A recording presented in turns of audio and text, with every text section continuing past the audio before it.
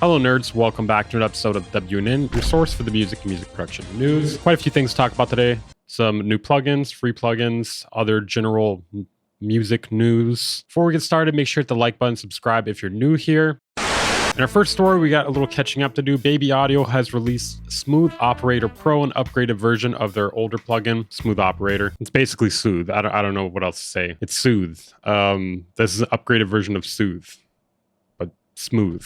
I think I see what they did there. I think I get what they did there. In this version, they have improved the algorithm and there is more control across the entire plugin. I will say the UI is much more attractive. The old one was pink and blown out. So obviously it removes bloated frequency energy your tracks don't need. Careful not to take out too much of that though, obviously. Otherwise you could just take out everything that's good about it. They're labeling it as the Instant Track Optimizer. They claim they have not compromised on the fast workflow that made Smooth Operator 1 so popular. Honestly, all of these plugins have the same workflow. I personally don't think this is any faster than Soothe. As you can see here, the old version, not very attractive.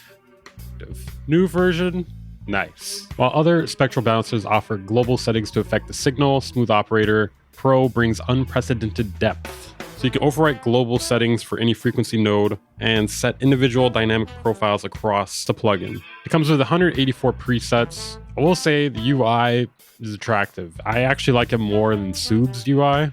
There seems to be some more in-depth control as well. The normal price is $129. You can get it on sale right now for $79, and the upgrade price from version 1 is $29. If you're interested in it, a link will be down in the description. It's an affiliate link. Try before you buy. Don't blame me. Like I said, trial. Always trial. I'm going to try to slide in some regular music news today because there's some funny stuff. I'm mostly just interested in the funny stuff. For those who don't remember, Billy McFarland is the guy that threw FYRE Fest, one of the most disastrous music festivals in all of music history. Anyways, his FYRE Fest 2 permit only allows for a 12-hour listening party with 250 people. So FYRE Festival 2 is on the way. Make sure you get your tickets today. It sounds like quite an event. In our next story, EWAN BRISTOW is releasing a new PLUGDATA patch that looks really promising. For those of you that don't know, PLUGDATA is a really good framework that people release plugins in. Well, it's basically a plugin, but you put patches in it, which are basically plugins. This one in particular is Chameleon X version 2. So basically, Chameleon X would let you resynthesize audio. So you could put in audio and then it'll turn it into a synth. This updated version seems a bit promising because I believe he's added a wavetable oscillator to it, so it's not just basic waveforms. Let's take a look at that.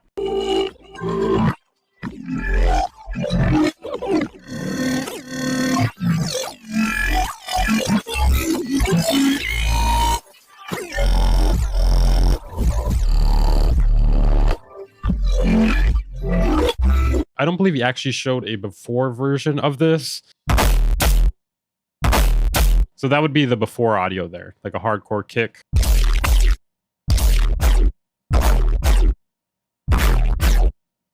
This actually costs money, but it's a free update for anyone who has version 1. A lot of his patches are free, so if you're interested in that, make sure to check that out. We've actually done a video going over some of his patches. I'll link that down in the description if you guys are interested in checking it out. So the original version is $15. I'm assuming the new one will also be $15. In our next story, Teenage Engineering's EP133KO2 has received its first major update. That's a mouthful. That's a EP133KO2. They're calling this the Champions Update. They've added resampling, song mode, sidechain, more polyphony, more MIDI, and they've added a bunch of knockout features. Their words, not mine. Managed to pack a ton of knockout features. So you can resample, allowing you to remix and chop sounds. There's sidechain, thank God, and a song mode allowing you to arrange tracks of up to 9,801 bars. Optimized playback engine, extended MIDI support. So you can resample any sound source from the KO2 or outside of the KO2, and then process it, run effects through it, and then make a new sample from it. The song mode allows you to chain scenes together, make more structured songs. They've added sidechaining. The sidechain only allows you to control the volume though. For those of you who don't know, sidechaining is not only sidechain compression or ducking, it could be sidechaining of anything. You could sidechain a gate, you could sidechain an EQ. I feel like some people forget that sometimes because the main thing people sidechain is compression or volume. The polyphony is now 16 mono or 12 stereo voice. You can now pair up to 16 devices simultaneously via MIDI through. And it's obviously a free update if you have this software. In our next story, Miller High Life has created a beer-infused vinyl record. Why? I don't know. I genuinely don't know. It'll be called Dive Bar Sounds, and it features random sound elements such as pool balls, the hum of a neon sign, glasses clinking, and clicks from a jukebox. I mean, it's kind of cool. It's kind of cool. Could be sample material. You can pre-order it starting April 10th. From what I could see here, that actually looks kind of interesting. You could see the beer inside of the vinyl. Now, my question is, can you smell it though? Is it just going to smell like stale beer? In our next story, we have a pretty interesting plugin, I think, here from IMAGINANDO. That's not how it's pronounced. I don't fucking know how it's pronounced. It is called GRFX. It is a granular effect plugin. I know. But this one actually looks a bit interesting and different. So they say here you will turn one sound into a universe. Wow. They say it is a granular effect sandbox. Cut sounds into pieces and rearrange them into continuous or sparse textures, lush chords, note sequences, unusual patterns, blah, blah, blah, blah, blah, blah, blah. Granular. What they mean is granular. There is a three-way transposition panel in the center that lets you play your shimmer and create chorus-like effects. Let's listen to how it sounds.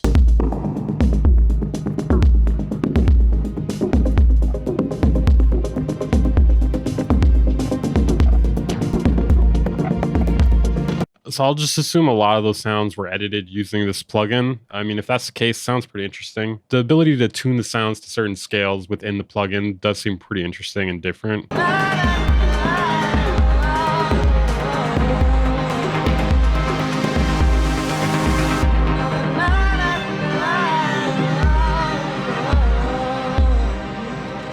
I mean, yeah, definitely one of the more interesting granular plugins we've seen recently. We actually have some examples here.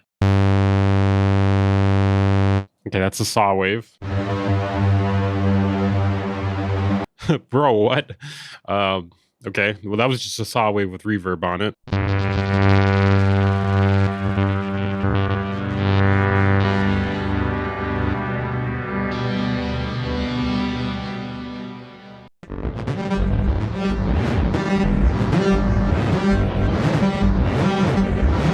I mean, so far it's just kind of wacky. I mean, maybe there's probably a good way to use this. We'll go through a few of these.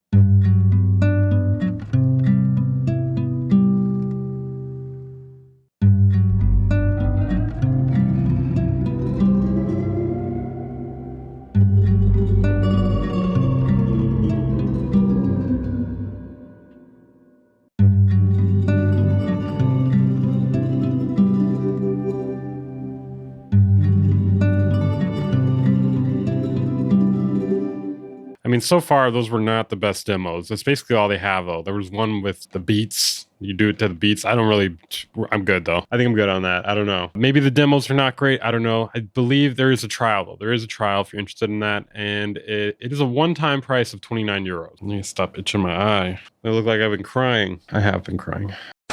This next one's going to be a little bit random, but it's recently been discovered that Twitch is still charging people that are subscribed to banned streamers. So if you were subscribed to a Twitch streamer who ended up getting banned, you've been getting charged this whole time unless you canceled it with your bank or something. At least according to a Dexerto investigation. And a lawyer is apparently collecting data for a class action lawsuit. On April 3rd, Dexerto published findings that permanently banned streamers and streamers with deleted accounts had continued to receive payments from subscribers, even though their channels were completely inaccessible. And Twitch's own policy stated that their recurring subscriptions should have been canceled, but weren't. Now, my question is, how did it take this long for people to notice this? It's been going on for years.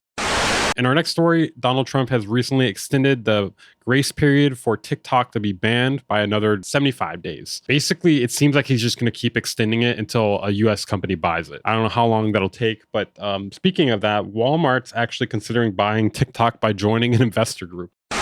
In our next story here, we have a couple of free plugins, one of which is from Analog Obsession, and the other one is Tugglemugug Synth. That's the name. That's the name. So Analog Obsession released Myth Pre, and it is a custom tube mic preamp with line, DI, and tone shaper input features. And it's mostly focused on low end. It also features 4x oversampling. And frankly, you can't really go wrong with Analog Obsession plugins. I mean, they're free. They're usually modeled after some sort of analog gear. I am not going to demo it. Not going to demo it. Sorry. Too much shit today. Fuck you. Then our next free synth here, sorry, it's actually Tug Image Synth. I'm not sure if that's better. It looked like it said Tug Magug. So basically you can put images into this wavetable synthesizer. Yeah, I know it's real kooky, it's wacky, turning the image into a playable wavetable synth. So there are different ways to play a wavetable via this plugin, and you can edit the image to change the structure of the wavetable. I'm curious how it sounds. Let's see.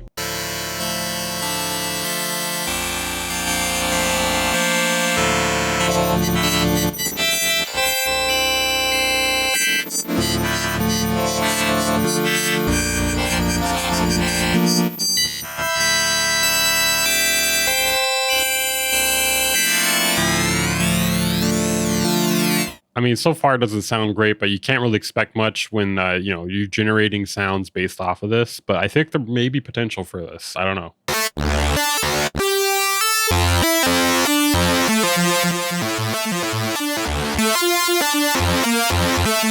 So far, I would say that was the coolest thing. That with some proper filtering and some effects, it could work. It could work for sure.